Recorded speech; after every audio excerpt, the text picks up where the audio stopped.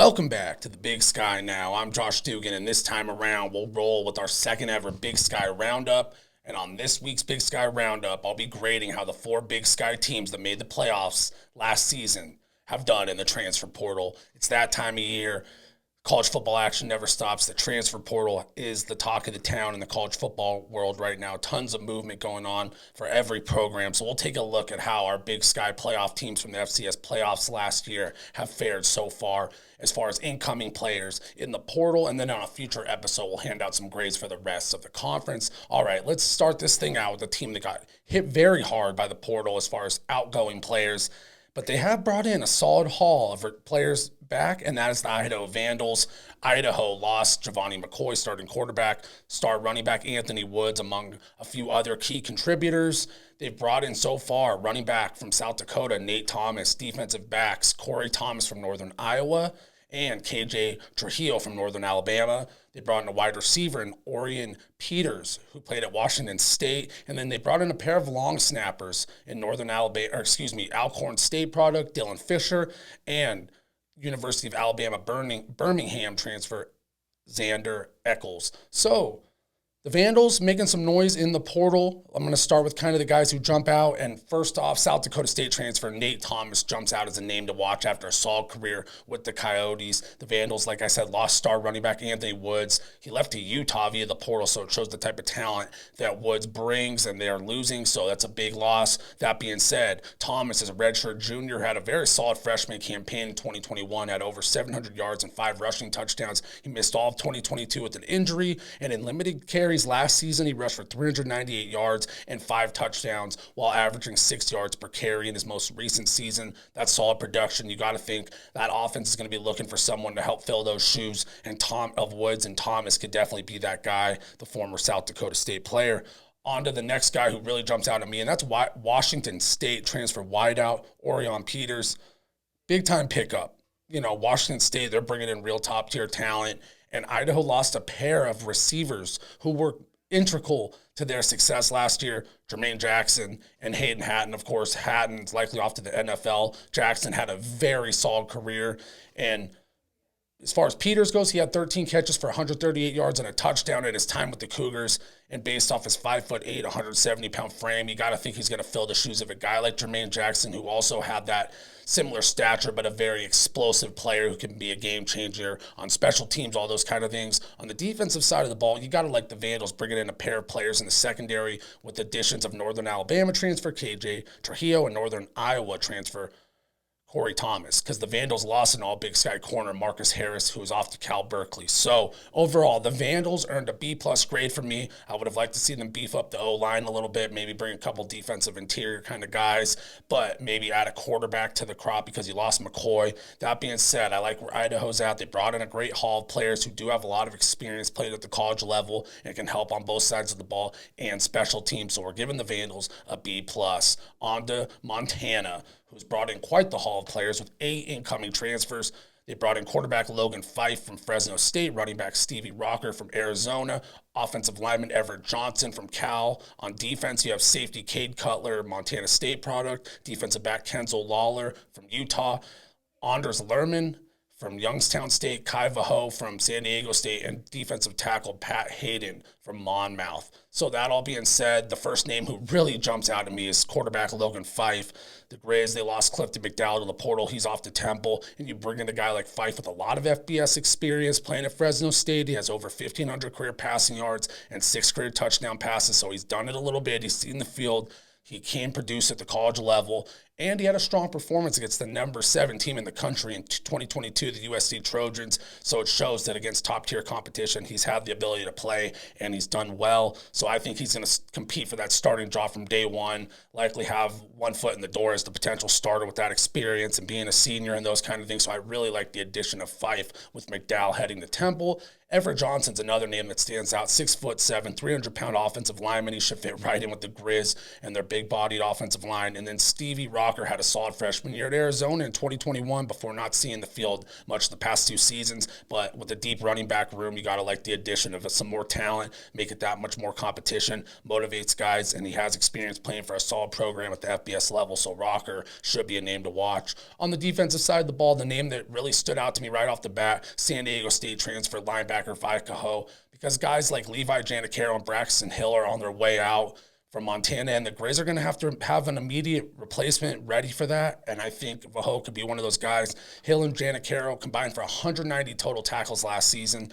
Vaho started the was on pace to start next season for the Aztecs, so you know the talent's there. He did see playing time in 41 games for San Diego State, so he's going to bring some solid experience to the Grizzlies linebacker core, who, like I said, is losing 2 key seniors. Defensive lineman Anders Lehrman and Pat Hayden will help beef up that defensive line. And they're losing the Big Sky Defensive Player of the Year and Alex Gubner, so you kind of like them bringing in a little help to replace a guy like Gubner. No one player is going to replace the production that Gubner brought. But if you could add a few new key pieces who can play from day one because they have experience, that only helps. So I do like those additions. All that being said, the Grizz, they brought in a lot of experienced players from the FBS and FCS level at key positions that they need help replacing. So I'm going to go out and give Montana an A-plus grade because of how seamlessly their transfers should fit from day one with the Grizz. And I think the addition of Fife at quarterback after losing McDowell is the one that really jumps out and pushes them from maybe like an A- to an A-plus, because you bring in a guy who can compete from day one for a starting quarterback job when you have key receivers back, Junior Bergen, Keelan White, Aaron Fonts. You have a big-time tight end coming back in Cole Grossman, who missed a lot of time with injury, and a solid offensive line and great running back room. You add the quarterback to the mix with veteran experience, playing with top-tier talent at Fresno State, playing against top-tier talent. That could be a great guy who can right off the bat make an impact. So we're going with an A-plus for the Grizz. As for Montana State, really surprised they haven't been very active in the transfer portal. Every team has a method to their madness during this new era of transfers and NIL and recruiting, and whether you want to kind of develop players from within or go out and get guys who have the talent but maybe haven't had the opportunities to prove themselves. That being said, the one player Montana State has brought in as main transfer tight end, Rohan Jones. He'll be a junior next year for Montana State. He brings some good size and athleticism to the Bobcats. 6'2", 235-pound tight end who had 22 catches last year, 240 receiving yards, and 5 receiving touchdowns as a sophomore. I really like the addition because this is a team who knows how to utilize their tight ends and fullbacks. They've had a lot of success in the red zone the last few years, and I think based off his numbers and his size and his ability, Jones is the guy who's going to be a red zone threat right off the bat for the Bobcats in that offense. So I definitely like the addition of Jones, which I think is a grade A move. That being said, because of the lack of overall depth that Montana State's brought in via the portal, right now I'm going to give them a C- grade because I really think they need some help on the offensive line after losing 3 key players who left via the portal, and a guy like Sean Chambers, his college career is over. So you would think they'd like to go out and bring in another dynamic quarterback who could help replace Chambers in the run game. That would be something to keep an eye on, although you never know. Coach Vegan and that staff might have something brewing that's flying under the radar. So last up for our transfer portal grades from 2023 Big Sky playoff teams is the Sacramento State Hornets, who had a nice little haul. They added tight end Jay Rudolph from San Diego State, offensive lineman Bryson Summers from Coastal Carolina, nickelback Melina Tia from San Marcos Junior College, and then he previously played at Utah Tech at the FCS level, and then Colby Workington from Abilene Christian, who previously played at Fresno State. So overall, the Hornets didn't bring in quite the amount of depth as Montana or Idaho, but I think they had a really solid haul of players. Tight end Jay Rudolph stands out as a player to watch, 6'4", 245-pound redshirt junior. Saw most of his action on special team for the Aztecs, but they're going to be looking to replace a guy in Marshall Martin, who was a big-time part of that Hornets offense the last few years at the tight end position. So you bring in a guy like Rudolph, he should have a chance to compete for that tight end spot and see the field quite a bit. And when you're bringing in guys via the portal, you want guys who can contribute right off the bat, and that makes a big difference. The addition of offensive lineman Bryson Summers jumps out as well, a potential player ready to make an impact from day one as well. He redshirted at Coastal Carolina last season and previously played junior college ball at Sierra Junior College in Rockland, California, which is right down the street from where the Hornets play in Sacramento. So he should be ready to get adapted quickly and jump right in. Workington brings a solid chunk of college experience to the Hornets. He appeared in 20 games for Abilene Christian in the last few years, 20 career total tackles, 1.5 sacks. But I like to say, and it's an old saying in the football world, you can't teach size. And at 6'6", 265 pounds, the redshirt senior should be a solid piece up front for the Hornets. Overall, what jumps out to me about the Hornets transfer portal class the most, you get 3 guys who are big bodies and can help this team be more physical on both sides of the ball. Last year, they lost to South Dakota in the playoffs, the 2 Montana schools, and Idaho, all teams who could play physical football up front. I think the Hornets wanted to shore up on both sides of the ball, get some more size, get some of those big dogs out there, and then you could compete with the big teams in the conference and in the playoffs, because that's the type of football, you got to be able to play, get in the trenches when it comes to playoff time and rivalry games and all that kind of stuff. So I do like the moves.